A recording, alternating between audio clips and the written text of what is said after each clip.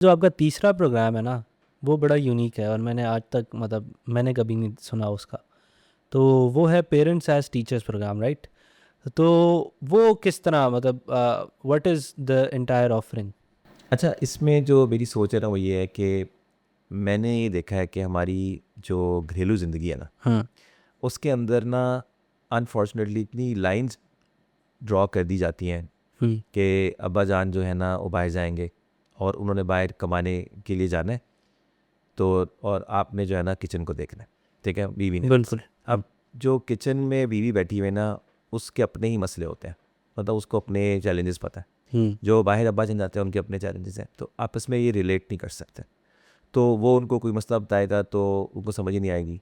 मतलब let's say किसी ने वो लेट घर आया है, काम कर रहा है, बीवी को सिर्फ ये नज़र आएगा कि जी ये लेट क्यों आए, मैं कहा था कि 8 बजे पहुंचना है, आप लेट क्यों आए, बिल्कुल उनको समझ नहीं है, मुझे तुमने मुझे सीरियस नहीं लिया। वो कहेगा कि यार मेरा मसला था, मेरी डेडलाइन थी, मेरा कुछ और था। तो क्योंकि एक दूसरे के कामों में इन्वॉल्व नहीं होते, हुँ। समझ नहीं आती, तो इस वजह से एक डिस्कनेक्टेड तरीके से रह रहे होते हैं। Same is the case with parents and kids. माँ बाप का प्यार अनमैच्ड होता है और माँ बाप की अटेंशन और उन्हें जो सिखाना होता है वो अनमैच्ड होता है, उस तरह कोई नहीं सिखा सकता। हुँ। लेकिन टीचर जो है, जो 70-80 हज़ार रुपया ले रहा है या ले रही है, उसने 10 से 15 बच्चे अगर पढ़ाने हैं, तो वो माँ भी नहीं है और उसने इन सबको पढ़ाना है, तो वो पढ़ाएगी करेगी। तो 2-4 बच्चे कॉर्नर में रह जाएंगे, उनके लिए ट्यूटर कोई भी खपेगा नहीं। जो माँ बाप खप सकते हैं, एक हुँ। बच्चे को एक टॉपिक के लिए आप 10 दिन पढ़ा सकते हैं, उसको बार बार बार बार प्यार से ऐसे। तो होता ये है कि माएँ वो प्यार लेकर, माँ बाप प्यार लेकर जो है ना वो बच्चों को बेसिकली बस एक रिमाइंडर की हद तक रिड्यूस हो जाते हैं। होमवर्क कर लो, ठीक है, स्कूल जाना है, सो हुँ। जाओ। वो कंटिन्यूस फीडबैक दे दे के वो बच्चे चिढ़ जाते हैं कि यार ये क्या हमारे ऊपर उतारी हो ये चीज़, ठीक हुँ। है, हुँ। माँ बाप की सूरत में। तो हुँ। इसमें जो है ना, मैं ये समझता हूँ जो डिस्कनेक्ट है वो ये है कि पेरेंट्स ने ये समझा हुआ है कि यार हम तो बड़े हो गए, हमारा क्या लेना देना मैथ के साथ, हमारा क्या लेना देना इंग्लिश लैंग्वेज उस तरह से पढ़ने के साथ या साइंस की किताब खोलने के साथ, हमने कौन सी जॉब करनी है, हमने कौन सा ये करना है। और बच्चों को है, मतलब इसकी खूबसूरत मिसाल कुरान की है। तो कारी साहब आते हैं तो कभी ऐसा हुआ है कि पेरेंट ने कहा हो कि बेटा आज मैं कल पढ़ रहा था कुरान, तो मेरे भी एक लफ्ज़ समझ नहीं आ रहा, आज आपके टाइम में से मैं पढ़ लूँ। हुँ। बच्चों को लगे कि मेरी कोई चीज़ जा रही है। हुँ। अभी क्या होता है, जल्दी करो कर सब पढ़ें, खुद पेरेंट्स पढ़ते नहीं है, तो वो एक उसके ऊपर मुसलत होती है चीज़, हुँ। ठीक है। तो मैं ये समझता हूँ जो फंडामेंटल गैप है यहाँ पे वो ये है कि अगर पेरेंट्स ये चाहते हैं कि उनका बच्चों के साथ एक बॉन्ड बने और बच्चों के लिए वो रोल मॉडल बने, तो उनको चाहिए कि वो उनके क्लास फेलोज बने, उनके साथ हुँ। एक्सपीरियंस शेयर करें उनका, ठीक है। अगर मेरी क्लास में पेरेंट्स ने क्लास लिया और बच्चे ने भी ली है, ऑब्वियसली सेपरेट क्लासेस हैं इनकी, तो क्योंकि पेरेंट्स को हमने और तरह की बेस पे चलाना है, और तरह की गुफ्तगू कर सकते हैं उनके साथ। तो सोचो कि दोनों की एक ही तरह की असाइनमेंट हो, दोनों एक ही प्रॉब्लम लेकर बैठे हैं शाम। हुँ। तो वी एज वी से कि convert your homework time into family time. तो कितनी प्रोडक्टिविटी है कि बच्चे इकट्ठे बैठ रहे हैं।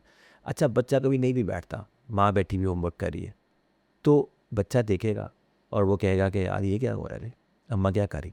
And you have to do some effort to make it attractive, of course, ठीक है ना। अगर आप क्योटिक सी आपकी पर्सनैलिटी है, आपने हर बात पे जो है ना उल्टा क्योस क्रिएट करना है, पीछे जो फिर होमवर्क करना है, हुँ। ये सब हुँ। मकसद नहीं है, इतना सीरियसली लेना। हुँ। सीरियस इस तरह लेना है कि आपने जो है ना बच्चों के साथ मिलके चीज़ों को अटैम्प्ट करना है और उनसे डिस्कशन के अंदर उनकी अपने और उनके रिलेशन में ये डिस्कशन भी डालनी है कि ये फ्रैक्शन में एलसीएम लेना क्यों ज़रूरी है, ठीक है ना, और ऐड करने के लिए, और इस तरह से मतलब जितने टॉपिक लेवल पे बिल्कुल, बिल्कुल। अगर आप ये ऐड कर दें तो मेरे ख्याल से बहुत सी चीज़ें आसान हो जाएगी।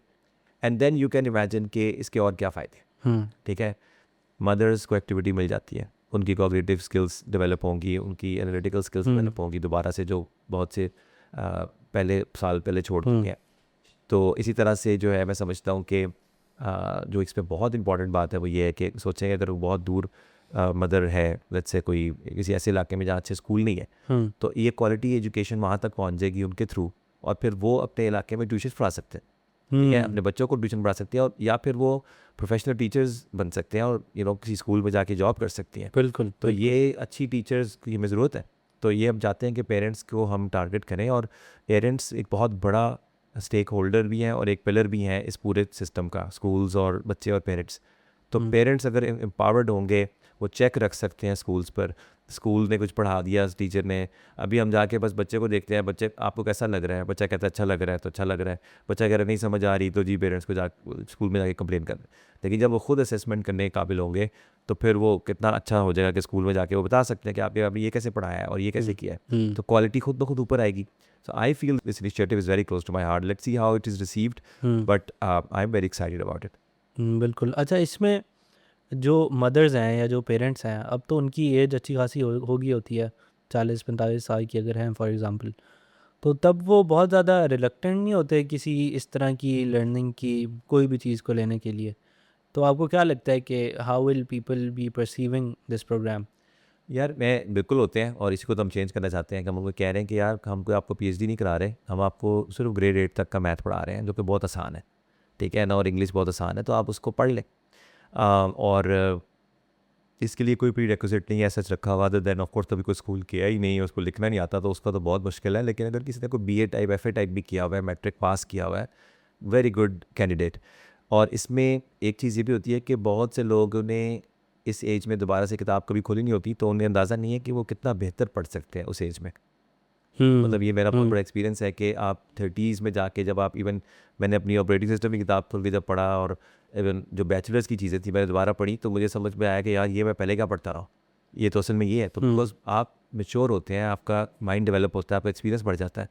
तो मेरे ख्याल से तो नंबर्स और ये चीज़ों में घुसना, सवाल हल करना, it will just spark their interest and passion, तो worth giving it a shot. अच्छा, अगर किसी ने बीए, एमए या इस तरह की कोई डिग्री पहले से की हुई है, तो आप उनको सिखा रहे हैं कि वो ग्रेड 8 लेवल तक की मैथ्स अपने बच्चों को, या ये इस तरह का आपका प्रोग्राम डिज़ाइंड है, तो अगर किसी ने बीए पहले किया हुआ है तो वो तो ऑलरेडी पढ़ा नहीं सकता अपने बच्चों को? यार इसका मतलब मैं थोड़ा दिल तो चाह रहा है कि ऐसा जवाब दूं कि आजकल तो अनफॉर्चुनेटली बीए और एमए जो पढ़ के बेचारे निकल रहे हैं, उनको कोई तो वजह है कि कुछ भी नहीं समझ आ रही कि किधर जाना है, ठीक है। तो पहली बात तो ये है कि डिग्रीज़ की हम बात ही नहीं कर रहे हैं, हम बात कर रहे हैं एज पेरेंट्स।